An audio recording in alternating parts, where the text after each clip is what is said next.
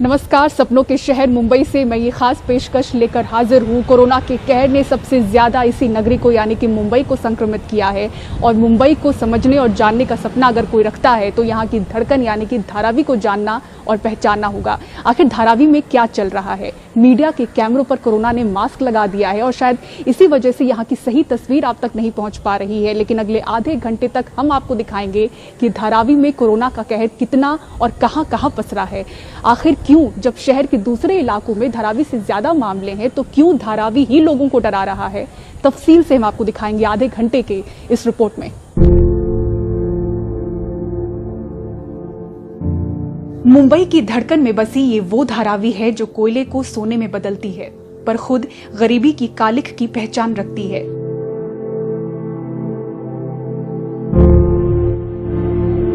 आज जब कोरोना का कहर सबसे ज्यादा मुंबई शहर पर बरपा है, तब सबकी निगाहें इसी धारावी पर अटकी हैं। यहाँ की भीड़ सभी को चुभ रही है, लेकिन कोई इसकी तह तक नहीं जाना चाहता कि मुंबई के सबसे जरूरी काम निपटाने वाली ये बस्ती आखिर कैसे बस्ती चली गई। धारावी को लेकर एक मोटा अनुमान ये है कि यहाँ करीब 2 वर्ग किलोमीटर का दायरा 7.5 लाख लोगों का आशियाना है। ये दुनिया का सबसे घना इलाका है जहाँ कम जगह पर इतनी बड़ी संख्या में लोग रहते हैं। इसीलिए यहाँ कोरोना के फैलाव ने धारावी वासियों से लेकर पुलिस और स्वास्थ्य कर्मी सभी के होश उड़ा दिए हैं। ये धारावी का नक्शा है। कल्याणवाड़ी, मुकुंद नगर, मुस्लिम नगर, मदीना नगर और सोशल नगर, धारावी के ये 5 इलाके यहाँ के हाई रिस्क जोन में आते हैं। इन इलाकों में धारावी के कुल संक्रमित मामलों के 70% केस हैं और इन 5 इलाकों में करीब 1.25 लाख लोग रहते हैं। धीरे धीरे बाकी इलाकों में मामले बढ़ते देख पुलिस ने धारावी के सभी रास्ते सील कर दिए हैं। धारावी की स्थिति कितनी गंभीर है इसका अंदाजा इसी बात से लगाया जा सकता है कि मुंबई आई केंद्रीय टीम ने सबसे पहले धारावी का ही दौरा किया।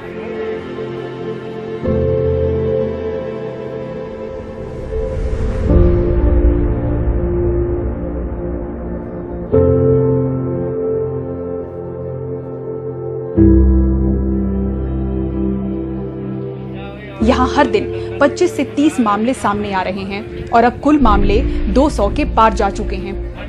ऐसे में यहाँ डोर टू डोर स्क्रीनिंग बढ़ी है, सैनिटाइजेशन रफ्तार से जारी है और क्वारंटीन सेंटरों में बेड्स की संख्या बढ़ाई जा रही है। सेंट्रल कमेटी की टीम आई थी तो उन्होंने कुछ चीज़ों पे हमसे अभी बात की। उन्होंने हमारी इंस्टीट्यूशनल क्वारंटाइन फैसिलिटी देखी। हमने जिस वजह से फीवर कैंप्स लिए थे, जैसे टेस्ट किए थे और जैसे ये आए तो ये आंकड़ा क्यों बढ़ रहा है और उसको क्या क्या मेजर्स लिए जा रहे हैं उसके बारे में उन्होंने जानकारी ली हमसे। उनका ऐसे कहना है कि ये फीवर कैंप्स आप कंटिन्यू रखो और ज़्यादा से ज़्यादा लोगों को इंस्टीट्यूशनल क्वारंटाइन करो। आज जो 1200 की कैपेसिटी है क्वारंटाइन फैसिलिटी की, वो और बढ़ानी चाहिए, 2000 तक तो भी कम से कम होनी चाहिए, ताकि ज़्यादा से ज़्यादा लोगों को आइसोलेट करना चाहिए, उसकी सूचना दी गई। लेकिन जब आबादी इतनी घनी हो और जरूरत भी उतनी ही तीखी हो तो सामाजिक दूरी आखिर कैसे बरती जाए? प्रशासन की तैयारियां उस वक्त धरी रह जाती हैं जब यहाँ खाना, राशन या मास्क बांटे जा रहे हों। लोगों की लंबी कतार नजर आती है। सबसे पहले वहाँ जो हेल्थ वर्कर्स हैं उनके लिए एक बड़ी समस्या ये आ रही है कि इतने ज्यादा लोगों को एक जगह ट्रेस करें कैसे। एक गली में घुसते हैं, कई हजार लोग होते हैं, तो लोगों को वहां से निकाला जाए। और जो सिविल सोसाइटी भी वहां काम कर रही है तो वो नीड को फुलफिल नहीं कर सकती सिविल सोसाइटी। सरकार तुरंत से पहले एक फैसला ले कि जितनी भी स्लम्स हैं उनके हर घर हम जो है दोनों टाइम का खाना पहुंचाएंगे। अगर ये चीज नहीं की तो आने वाले दिन बंबई के लिए और मुश्किल हो सकते हैं। जिस तरह सिविल सोसाइटी वहां काम कर रही है तो बहुत कम लोगों तक मदद पहुंच रही है। एक बार आप कुछ राशन लेके जाते हैं, बहुत सारे लोग इकट्ठे हो जाते हैं। दर्जनों सामाजिक कार्यकर्ता धारावी में दिन रात लोगों का पेट भरने की कोशिश कर रहे हैं, पर कम जगह, घनी आबादी और लॉकडाउन की सख्ती में ये बहुत ही मुश्किल दिख रहा है। नतीजा, नाराजगी पुलिस की सख्ती पर निकल रही है। इतनी तकलीफ हो गई है कि जाने नहीं दे रहे, कहीं आने नहीं दे रहे, भाजी मार्केट बने और इतनी महंगाई भी है। हम लोग क्या करेंगे घर में बैठ के? हम लोग को बहुत तकलीफ है और खाने के लिए भी तकलीफ है हम लोग को, और हमारे आदमी भी बैठे हैं 3 दिन से। और कहाँ जाएंगे हम लोग? एक तो हर जगह जाने नहीं देते, जहाँ जा रहे हैं पुलिस वाले मार रहे, वहाँ से बीएमसी वाले भगा रहे, इधर से वो भगा रहे, कहाँ पब्लिक जाएंगी बताओ तुम। खाने पीने को तकलीफ है, रहने को ठिकाना नहीं है, हम लोग बहुत गरीब लोग है, रोड में जाने को पुलिस लोग मार रहा है, कुछ रेशन पानी नहीं मिल रहा है, पैसा नहीं, कुछ नहीं, बहुत तकलीफ में है, जबरदस्ती मार रहा पुलिस लोग, रोड पे कुछ भी लेने का दूध लेने जाएगा तो मार रहा है। बेवजह निकलने वालों पर पुलिस सख्ती तो बरत रही है, पर भूखे लोगों को खाना खिलाने निकले वो वॉलंटियर्स क्या करें, जिन्हें देखते ही भीड़ जमा हो जाती है और पुलिस मजबूरन इन्हें हटा देती है। रिलीफ बंद करो ऐसा बोला पुलिस वाले ने, गाली दे रहा था। धारावी में 7.5 लाख लोगों में से एक बड़े हिस्से को राहत पहुंचाना फिलहाल बहुत बड़ी चुनौती है। हम लोग की उम्र है गाली सुनने की, और ये खाना बट रहा है, रोज 250 किलो खाना पक रहा है, चावल पक रहा है, गरीबों को दे रहे हैं। अगर ये नहीं देंगे तो लोग बैंड्रा जैसे रोड पे आ जाएंगे, लोग बंद हो जाएगा तो रोड पे आ जाएगी पब्लिक छीन के लेगी। यहाँ खाना बांट रहे तो ऐसा एक्शन लिया जा रहा है कि यहाँ पे खाना नहीं बांटने का, गर्दी नहीं करने का। तो अगर इनको खाना, गरीब लोग खाना नहीं जाएगा तो कहाँ से खाएंगे। और यहाँ पे मिलजुल के जो भी है आपस में मिलजुल के पैसा निकाल के जो हम लोग बांट रहे हैं। हम लोग करीब 400-500 लोगों का यहाँ पे खाना बांटते दोनों टाइम, और हम लोग सोशल डिस्टेंस के साथ लाइन लगवाते हैं। तो कल एक हवलदार जो अंदर रहता है, हमारे बगीचे एरिया में रहता है, वो आके बूम करने लगा, झगड़ा करने लगा, बोला यहाँ खाना नहीं बांटने का, बोला बीएमसी खाना देती है वहाँ चौकी जाने की। अब इतना लोग यहाँ से आता है, 400-500 लोग, चौकी में जाके नहीं लगाएगा कुछ पता नहीं। आप बताओ, अगर चौकी में लगाना हम सब लोग को चौकी भेज देते। हम लोग तो एक सोशल वर्कर कर रहे हैं, हम अपने लिए खाना नहीं खा रहे, हम मजदूरों के लिए कर रहे हैं। अभी बांद्रा में उस दिन हुआ, इतने लोग पब्लिक आ गए, क्या चाहते हैं, अगर हम लोग इसको खाना नहीं देंगे तो ये लोग भी जाएगा रहेगा। मेहरबानी करके आपके घर से किसी को बाहर निकलने मत दो। आपका बेटा रहेगा, आपका कोई बड़ा रहेगा, कोई किसको भी बाहर मत निकलने दो। कल कोई मरने वाला है, मर गया तो घर वाले भी उसको उठाने के लिए नहीं आने वाले हैं। लगभग हर रोज धारावी के सीनियर पुलिस इंस्पेक्टर यू माइक लेकर फैलती महामारी की गंभीरता लोगों तक पहुंचाते हैं। बाहर मत निकलो, बेटा भी देखने को नहीं आएगा, माँ भी देखने को नहीं आएगी और बाप भी देखने को नहीं आने वाला है। सगे संबंधी के तो बहुत दूर रहेंगे।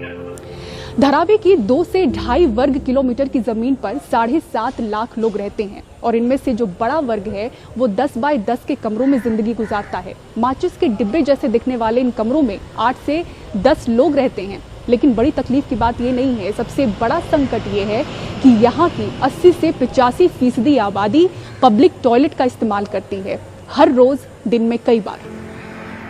लोगों की तमाम नाराजगी झेलते हुए धारावी पुलिस अपनी ड्यूटी निभा रही है, लेकिन इनके सामने सबसे बड़ी चुनौती है लोगों को घरों में कैद कर पाना। ये मुमकिन भी नहीं, क्योंकि यहाँ 85% घरों के लोग पब्लिक टॉयलेट का इस्तेमाल करते हैं। ये यहाँ का फिलहाल सबसे बड़ा संकट है। धारावी में बहुत सारे ऐसे घर है, तकरीबन 85% ऐसे घर है जिसमें टॉयलेट नहीं है। लोगों को टॉयलेट के लिए कॉमन टॉयलेट में जाना पड़ रहा है। तो तकरीबन 6 लाख से ज़्यादा लोग टॉयलेट के लिए बाहर आ रहे हैं। तो अभी वो तो अत्यावश्यक है। तो ये टॉयलेट का सैनिटाइजेशन करने के लिए बीएमसी अभी चालू किया है। दिन में 2 बार 3 बार सैनिटाइजेशन हो रहा है। मैं खुद ये सब जो टॉयलेट है कॉमन टॉयलेट, उसमें सैनिटाइज़र रखने के लिए लिया हूँ। उसके अलावा तकरीबन 1 लाख सैनिटाइज़र मैंने लाया है। तो हम लोगों को सैनिटाइज़र बांट रहे हैं और उसका कैसा इस्तेमाल कर रहा है वो हम लोग को समझा रहे हैं कि लोगों को सवेरे क्यू में, लाइन में खड़े रहकर टॉयलेट में जाना पड़ता है। हर आदमी को टॉयलेट का दरवाजा खोलना पड़ता है और अंदर से उसको बंद करना पड़ता है, फिर अंदर से उसको खोल के बाहर आना पड़ता है। तो अगर उसमें कोई भी कोविड का विक्टिम हो, उनका भी हाथ लगता है और उससे ट्रांसमिशन हो सकता है। हालांकि एक चीज अच्छी है, इंडियन टॉयलेट होने की वजह से इन टॉयलेट्स पे किसी भी व्यक्ति का टच नहीं होता। अगर वेस्टर्न टॉयलेट होते उस पे बैठते तो जिस कमोड पे आदमी बैठता है उस कमोड पे दूसरा आदमी बैठता है तो 100% उसका कनेक्शन होता है। अब ये फिजिकल डिस्टेंसिंग जैसा जो प्रोसेस है वो वहां नामुमकिन है। एक 10 बाई 10 के कमरे में 10 लोग रहते हैं, एक टॉयलेट को कम से कम 100 लोग से ज्यादा इस्तेमाल करते हैं, और जो 12-14 टॉयलेट्स का एक प्रीमिसेस होता है उसे 1000 से ज्यादा लोग इस्तेमाल करते हैं। अब आप सोचिए कि 10 बाई 10 के कमरे में पहले क्या हुआ करता था, ये माइग्रेंट लेबर्स है ज्यादातर, जो दिन भर काम किया करती थी, रात को अगर पैर पसारने की भी जगह मिलती थी तो आके सो जाते थे। लेकिन अब 24 घंटे वहां रहना है। एक तो पैसे नहीं है खाने के लिए, घर में राशन नहीं है, दूसरा बहुत मेंटल इश्यूज हो रहे हैं उस छोटे से कमरे में रहने के कारण। मुंबई के धारावी को अलग अलग राज्यों से आए जिन प्रवासी मजदूरों ने ग्रामीण भारत से ज्यादा समृद्ध बनाया, आखिर किस तरह से वो 2 वक्त के खाने के लिए तरस रहे हैं और गांव जाने के लिए बेताब हैं, उनका हाल देखे बिना मत जाइएगा। जल्द लौटते हैं एक ब्रेक के बाद, बने रहिए हमारे साथ।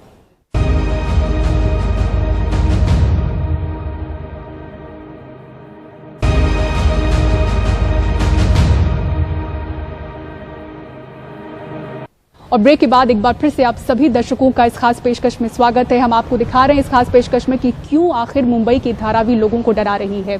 देश की अर्थव्यवस्था में धारावी का अहम स्थान है। सबसे घनी जनसंख्या वाली धारावी में देश के अधिकतर हिस्सों के मुकाबले ज्यादा व्यापार होता है। यहाँ कई कद्दावर एम्प्लॉयर्स हैं, लेकिन कोरोना वायरस की वजह से सब चौपट हो चुका है, सारे धंधे बंद हैं और आलम यह है कि यहाँ के हजारों मजदूर अपने गांव जाने के लिए बेचैन हो रहे हैं, सब कुछ छोड़कर। करीब 2 करोड़ की आबादी वाली मुंबई से निकलने वाले प्लास्टिक वेस्ट का 80% हिस्सा धारावी में रिसाइकल होता है।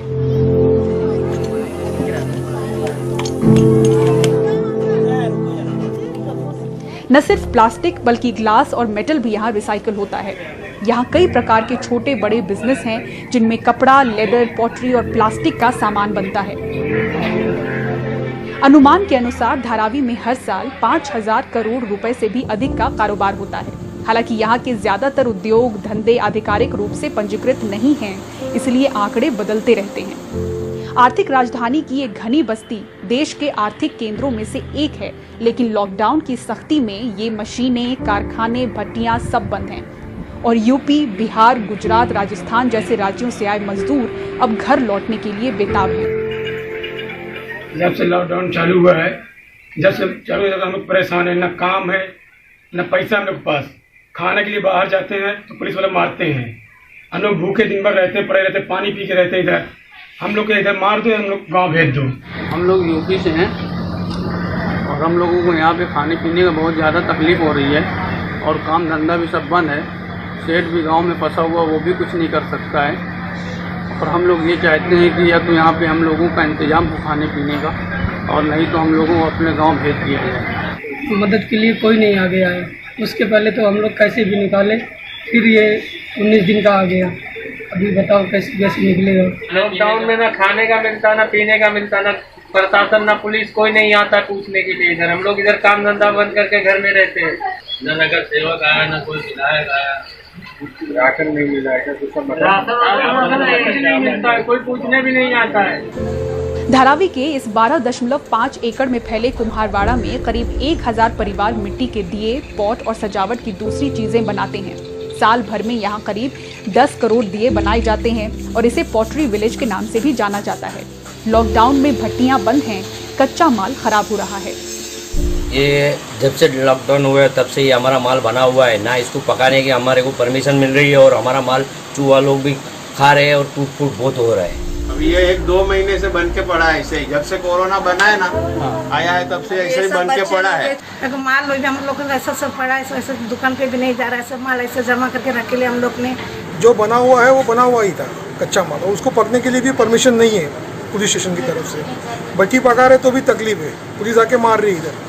और जो कच्चा माल है उसको भी ज़्यादा टाइम अगर ऐसा रखेंगे तो भी नुकसान हो जाएगा, फट जाएगा माल, कच्चा ही माल पूरा। सडनली लॉकडाउन करने से पूरा माल यहाँ ब्लॉक हो गया है।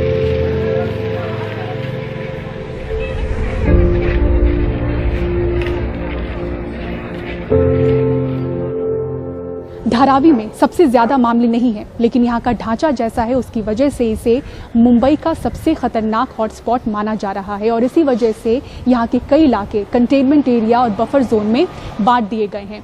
150 से ज्यादा डॉक्टरों और नर्सों की टीम यहाँ पर डोर टू डोर लोगों की स्क्रीनिंग कर रही है। लॉकडाउन की सख्ती है, सैनिटाइजेशन ड्राइव चलाया जा रहा है, ड्रोन से निगरानी रखी जा रही है। देखने और सुनने में ये जो एक्शन प्लान है वो बेहद असरदार लगता है, लेकिन जब तंग गलियों में आप जाएंगे, बंद बेसब्र और बेचैन लोगों की कहानी सुनेंगे तो ये वाकई डरावनी लगती है। क्या ये तंग गलियां पहले की तरह गुलजार हो पाएंगी? फिलहाल ये सपने जैसा लगता है। इस खास पेशकश में मुझे दीजिए इजाजत, लेकिन खबरों के लिए बने रहें NDTV इंडिया के साथ। नमस्कार।